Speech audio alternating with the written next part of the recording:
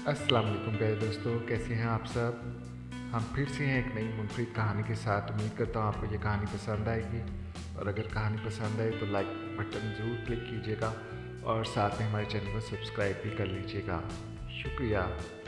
तो इस कहानी का इन्वान है ज़िद्दी मछली का अंजाम। मौसम बहुत ही खुशगवार था। जंगल में परिंदों और जानवरों की प्यारी प्यारी आवाज़ें गूंज रही थी।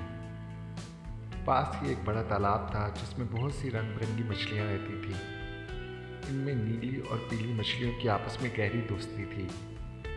नीली मछली बहुत अक्लमंद थी तो पीली मछली ज़िद्दी और बेवकूफ़ थी। सब मछलियाँ इसको ज़िद्दी मछली कहकर पुकारती थीं। आज मौसम कितना खुशगवार है, ज़िद्दी मछली ने पीली से कहा। इस मौसम में हम तैराकी करेंगी।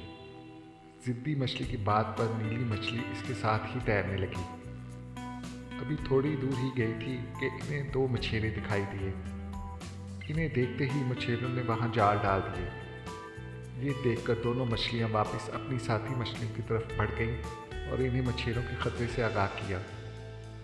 बाकी मछलियां तो मछेरों के जाल से दूर चली गईं, मगर ज़िद्दी मछली की अक्ल में ये बात न समाई। दूसरी जानिब नीली मछली अपनी दोस्त ज़िद्दी मछली को अकेला नहीं छोड़ना चाहती थी, इसलिए इसने ज़िद्दी मछली को समझाया, देखो मेरी प्यारी दोस्त, इस वक्त यहाँ खतरा है, हमें यहाँ से फ़ौरन भाग जाना चाहिए। वो अभी ये बात कर ही रही थी कि उन पर जाल गिरा और वह दोनों कुछ दूसरी छोटी मछलियों के साथ मछेरों के जाल में फंस गई। जब मछेरों ने जाल की सब मछलियाँ एक टोकरी में डाली तो नीली मछली को बेदम देखकर बोला, ये तो मरी हुई है, ये मेरे किसी काम की नहीं। ये कहकर उसने नीली मछली को वापस तालाब में फेंक दिया और बाकी मछलियों को चाकू से काटने लगा। जब ज़िद्दी मछली को काटा गया तब उसे एहसास हुआ कि काश मैं ज़िद न करती तो इस वक्त मेरा ये हाल ना होता।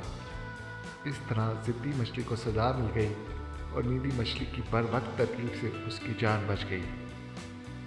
तो प्यारे दोस्तों, ज़िद्दी नहीं होना चाहिए और दूसरों की बात को सुनना और समझने की कोशिश करना चाहिए।